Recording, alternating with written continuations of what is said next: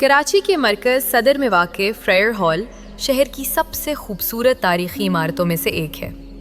1865 میں برطانوی دور میں تعمیر ہونے والا یہ شاہکار اپنی منفرد گوتھک طرز تعمیر کی وجہ سے مشہور ہے۔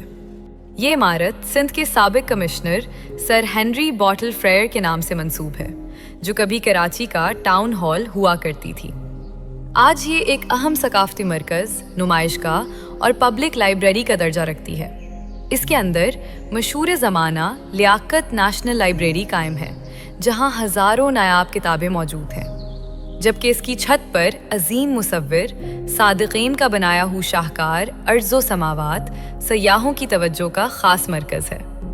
سرسبز و شاداب باغ جناح کے درمیان گھری یہ پیلے پتھروں کی عمارت آج بھی کراچی کی عظمت اور شاندار تاریخ کی گواہی دے رہی ہے۔